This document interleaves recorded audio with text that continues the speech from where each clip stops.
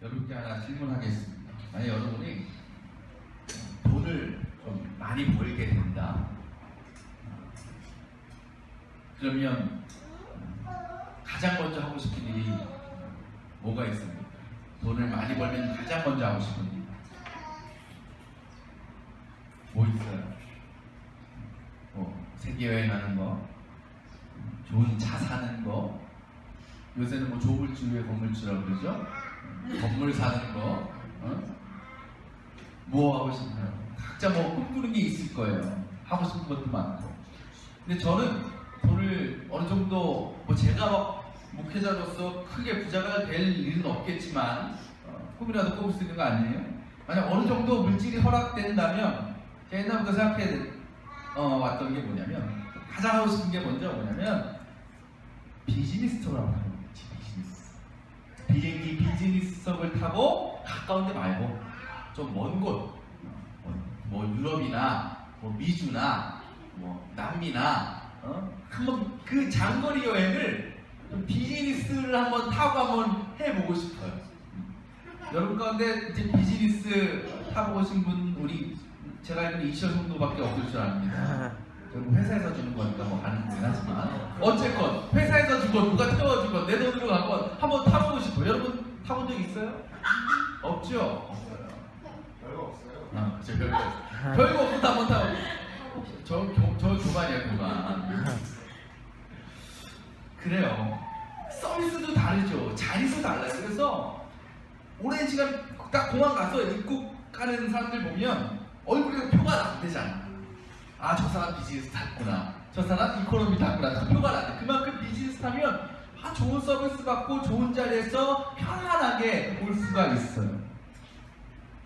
근데 누구나요, 여건이 되면 그 능력만 있으면 그런 대접 받기를 원하죠. 좋은 대접 받기를 원한다는 거예요. 근데 그렇다고 누가 뭐라 할 사람이 있습니까? 없습니까? 없어요.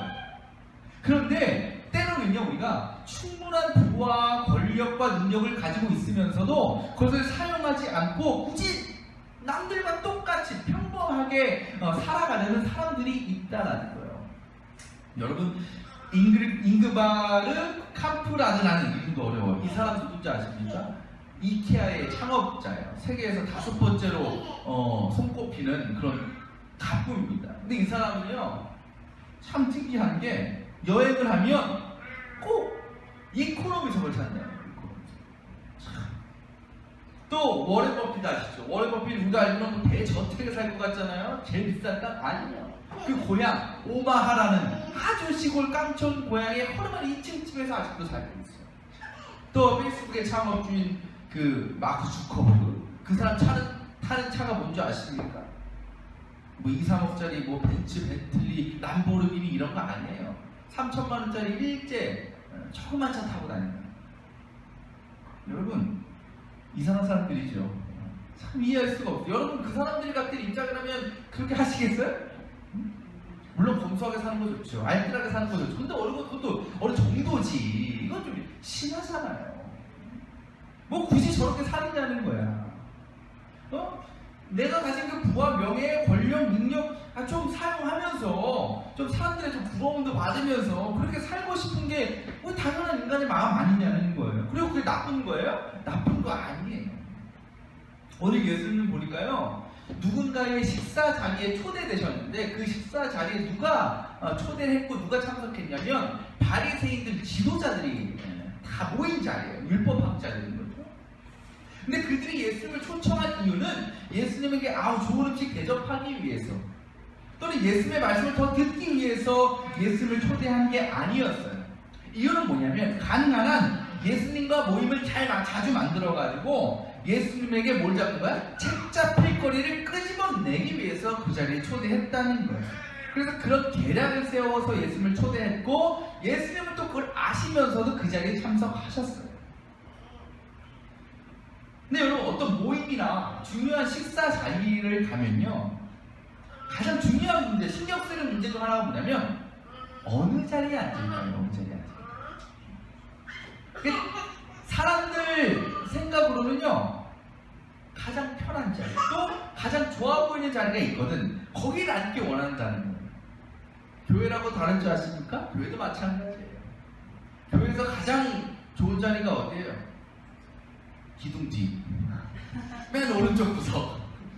제일 안 좋은 자리는 맨 앞자리. 가장 먼저인데 맨 앞자리.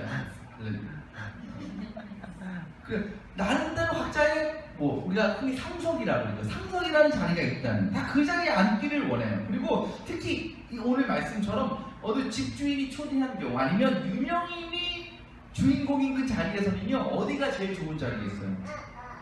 주인 옆자리. 유명인들 옆자리에 앉는 게 가장 좋은 자리겠죠. 왜? 그게 뭘 증명하는 거야? 나 이 사람하고 제일 친해. 제일 가까워. 그래서 사람들이 어떻게 생각해? 야, 저 사람 대단하다. 저 사람하고 친구해? 가장 친하네? 나를 뭐 해주는 거야?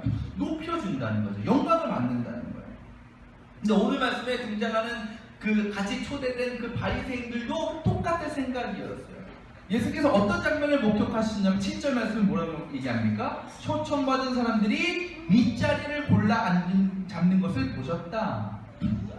당시요, 어떤 중요한 모임이나 회의나 아니면 초대의 자리에서는요, 상을 어떻게 배치하냐면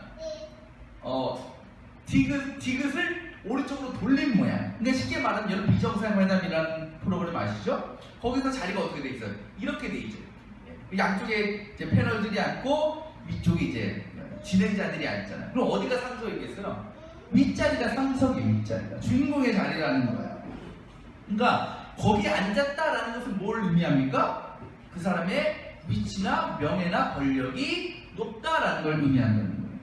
근데 지금 바리새인들이 골라 잡은 자리가 어디다? 바로 그 자리였다. 상석이었다는 거예요. 근데 그런 모습을 예수님께서 지금 지적하고 계시는 거예요. 그러면서 뒤에 한 가지 비유를 말씀해 주시죠. 결론적으로 얘기하면 얘기 말씀은 높은 자리에 앉지 말라는 거예요. 그 이유를 뭐라고 말씀하시냐면, 야, 봐라, 네가 만약에 높은 자리에 앉았어? 가장 높은 자리에 앉았어. 근데 야, 너보다 더 높은 사람이 뒤늦게 왔다고 생각해봐라. 그럼 주인이 그 사람을 네 자리에 앉히려고 그러지, 너를 그 자리에 내버려 두겠냐? 그렇게 되면 어떻게 되겠냐? 너는 그 자리에서 나와야 되는 거 아니냐? 낮은 자리로 내려와야 되는 거 아니냐?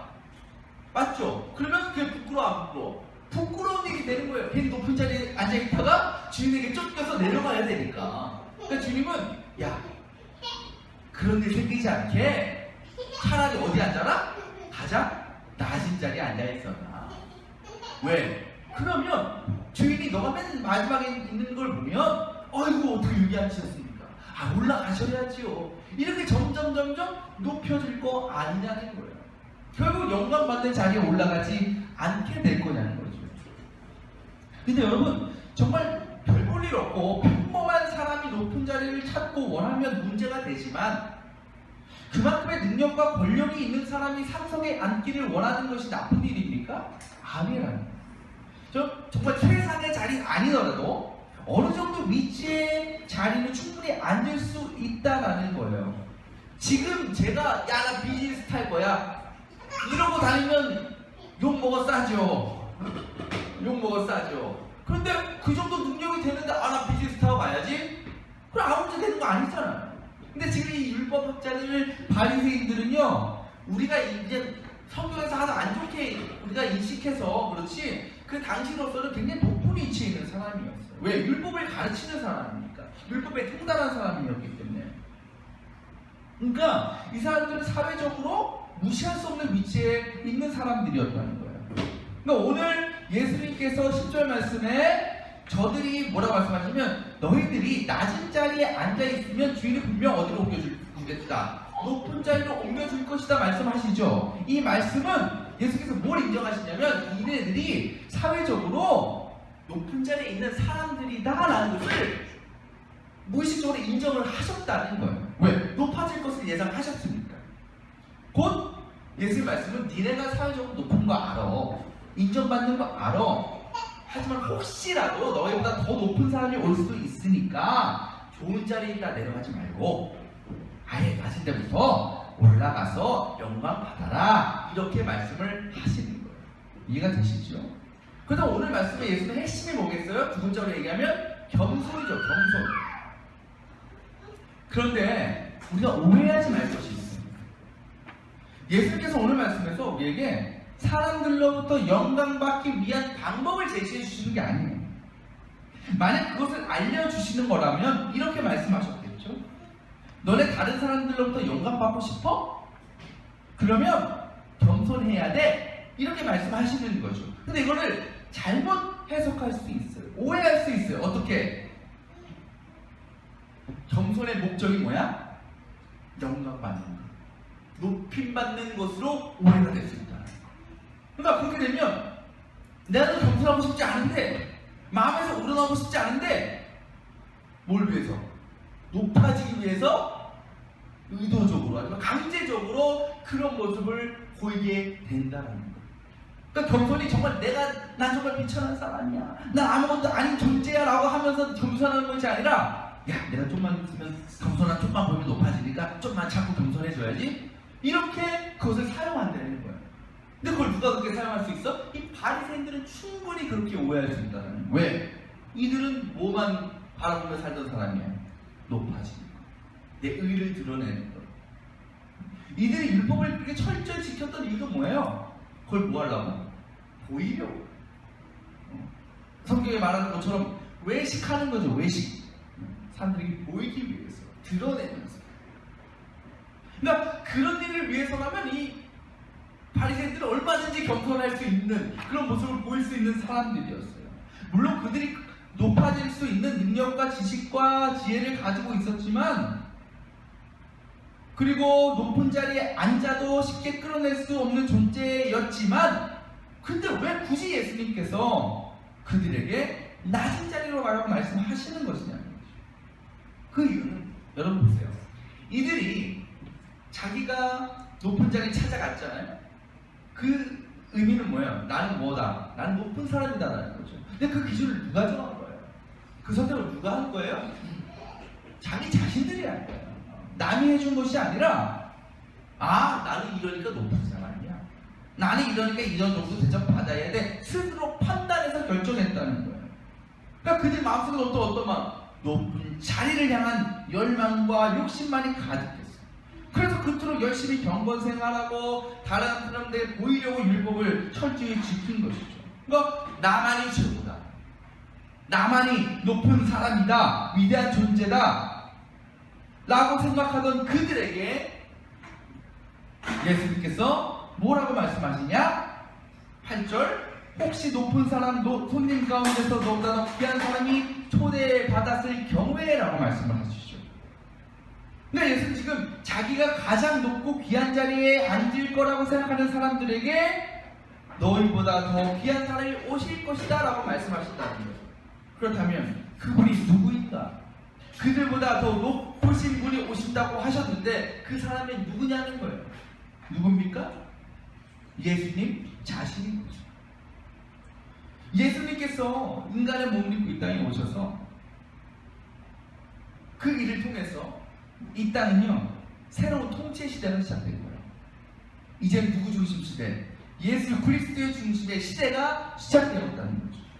그러니까 그 복음을 예수님께서 전하시면서 공생애 동안 수많은 사람들이 그 복음을 믿고 예수님을 영접하고 그 새로운 시대에 동참을 했어요. 하지만 누구? 율법학자들, 바리새인들은 그걸 깨닫지 못했어요. 이해하지 못했어요. 그냥 끝까지 예수님 거부하고 그저 어떻게 하면 예수님을 공격해서 내 자신을 드러낼까, 그 생각만 하고 살았던 거죠. 여전히 이들 마음에 높은 마음만 존재하고 있었기 때문에 예수님을 받아들일 수가 없는 거예요. 그러니까 예수님께서 이 비유의 말씀을 통해서 자기 스스로를 높이고 인정하는 그들을 깨우쳐 주시기를 원하셨던 거예요. 여러분, 높은 위치에 있다고 그 사람 자체가 높습니까? 아니죠. 좋은 차를 탄다고 그 사람이 좋은 사람입니까? 아니에요. 비싼 집에 산다고 그 사람이 가치가 있는 사람이 아니라요. 우리의 물질과 우리의 권력과 우리의 능력이 우리의 존재 자체를 증명해주지 않아요. 그것으로 높임받고 그것을 인정받으려는 것은 너무나 어리석은 거예요. 근데 세상 사람들은 그럴 수밖에 없어요. 왜? 모르니까, 깨닫지 못하니까. 하지만 우리는 아니라는 거예요. 우리는 더 이상 세상에 속한 사람이 아니에요. 이 땅에 속한 자들이 아니에요. 때문에 우리는 이 세상 법과 이 세상 유행과 이 세상 흐름에 휩쓸려가는 사람이 되어서는 안 된다. 지난주에 리우올림픽이 끝났죠. 그 22여일간의 올림픽 기간을 보내면서 또 여러분 많은 분들이 올림픽을 시청하셨을 것 같은데 어떤 장면이 여러분 가장 기억에 많이 남습니까? 어떤 장면? 금메달 딴 장면. 뭐 우리나라 박상영 선수가 할 수 있다 하는 장면. 저에게는 두 가지 장면이 잊혀지지가 않아요. 하나는요. 우리나라 태권도의 이대훈 선수가 유주가 금메달을 꼬였죠. 근데 그 선수가 8강전에서 이제 떨어졌죠. 근데 최선을 다해서 떨어졌는데 이 선수가 떨어진 딱 패가 결정되고 나서 어떤 행동을 보였냐면 그 자신 이긴 상대방 선수에게 엄지손가락을 지켜 세워주면서 박수를 쳐주면서 그 사람의 손을 들어주면서 아주 기쁜 마음으로 축하를 해주는 장면이 있었어요. 그 장면이 기억이 남고요. 또 한 장면 우리가 저번 주 설교 시간에 영상을 하나 보여드렸는데 여자 5000m 그 경주에서 그 여자 선수들이 뛰다가 초반에 뒤에서 선수들 엄청 넘어진 거예요. 발에 걸려가지고. 근데 거기서 한 사람은 뉴질랜드 선수였고 한 사람은 미국 선수인가 그랬는데 그 먼저 넘어진 뉴질랜드 선수가 미국 선수가 뉴질랜드 선수를 손을 잡아주면서 이렇게 세워주는 거예요. 그래서 같이 뛰자. 근데 조금 뛰다가 그 미국 선수가 다리가 거기서 문제가 생겨서 또 쓰러졌어. 근데 뉴질랜드 선수가 보통 같으면 갈 텐데 안 가. 무릎을 꿇고 그 사람을 손을 잡아주고 허리를 잡아주고 이렇게 세워주면서 끝까지 결승선까지 골을 했다는 거예요. 몇 등으로 들어가겠어요? 꼴찌로 들어갔겠죠. 비록 그 이대훈 선수가 8강전에서 탈락을 하고 이 두 여자 선수가 맨 꼴찌로 결승선에 들어왔지만 저뿐만 아니라 많은 사람들이 그 장면을 보면서 감동을 했어요. 그래서 지금도 기억하고 있어요. 물론 메달 따는 것, 1등하는 것 큰 영광이고 기쁨이죠. 하지만 사람들이 끝까지 기억하는 것은 메달이 아니라 그 안에서 서로를 격려하고 돕고 세워주는 아름다운 사랑의 모습을 더 기억한다는 거예요. 예수를 모르는 사람들은요 1등만 위해 갈 수밖에 없어요. 자신의 것을 자랑하면서 그것으로 자신의 존재를 드러낼 수밖에 없어요. 믿음이 없으면 그렇게 사는 것이 당연합니다. 하지만 예수를 믿는, 그래서 우리 주님을 가장 귀한 존재로 여기는 믿는 우리들은 다르다는 거예요. 우리는 예수만에 거하는 사람들이고 하나님 나라의 소망을 두고 살아가는 사람들입니다. 그렇다면 우리의 기준도 달라져야 된다는 거예요. 우리가 바라봐야 될 것은 뭐냐? 세상 물질, 권력, 위치, 그것이 아니라 누구? 예수 그리스도를 통해서 누굴 바라봐? 내 자신을 바라봐야 됩니다. 그러면 우리는 뭐 할 수밖에 없다? 겸손해질 수밖에 없다. 근데 그 겸손은 그것을 통해서 내가 높아져야지 하는 욕심 때문에 만들어낸 겸손이 아니라 예수님 앞에 서면 예수의 모습을 바라보면 자연스럽게 드러날 수밖에 없는 연약함과 그 부족함으로 인해서 나올 수밖에 없는 겸손이라는 거예요. 더 이상 자랑할 게 없고 더 이상 내세울 것이 없는 거예요. 그렇게 되면 예수를 의지할 수밖에 없고요. 예수님의 능력과 지혜를 찬양할 수밖에 없는 거예요. 그렇다고 우리가 그런 모습 때문에 자괴감에 빠지고 절망에 빠집니까? 아니라는 거예요. 왜? 겸손함으로 나아갈 때에 오늘 말씀처럼 주님께서 우리를 존귀한 자로, 영광스러운 존재로 세워주시기 때문이라는 거예요. 그 감격과 감동을 우리에게 허락해 주신다는 거예요. 그리고 우리는 그 받은 사랑과 감동을 우리의 삶 가운데 또 다른 사람들에게 전할 수 있는 거예요. 그 겸손함으로, 낮아짐으로 하나님을 섬기듯이 다른 이들을 섬길 수 있는 우리들이 될 수 있다는 거죠. 여러분, 저는 그렇게 생각합니다. 가장 높은 사람이 누구냐? 가장 존귀한 사람이 누구냐? 가장 위대한 사람이 누구냐? 앞서 예를 든 것처럼 오랫동안 기억되는 사람, 기억되는 사람. 왜 위인이에요? 위인들 기억되니까 위인들이죠. 그 기억되는 사람으로 사는 것은 돈으로 되는 것이 아니고요, 지혜로 되는 것이 아니고요, 권력으로 이루어지는 것이 아니에요. 무엇으로 우리가 그 일을 이룰 수 있겠습니까? 겸손함, 사랑, 섬김으로 가능하다는 것. 우리 모두가 1등 돼도 좋지만, 높은 위치에 올라가도 좋지만, 그보다 먼저 만인들에게 기억될 수 있는 존귀한 존재가 되시기를 바랍니다. 어려운 일이 아니에요. 예수님을 모시고 살면 돼요. 예수를 내 삶의 주인으로 삼고 살면 돼요. 내 안에 성령이 살아계심을 믿기만 하면 돼요. 그때 우리의 생각이 변합니다. 주님께서 우리의 생각을 변화시켜 주신다는 거예요. 우리의 삶을 변화시켜 주신다는 거예요. 그러면 우리가 세상과 사람들을 바라보는 시선이 달라져요. 그러면 자연히 우리의 삶의 모습에서 겸손의 모습, 사랑의 모습이 나타날 수밖에 없어요. 그렇다면 그 모습에 사람들은 감동할 수밖에 없다. 그래서 우리를 기억할 수밖에 없다.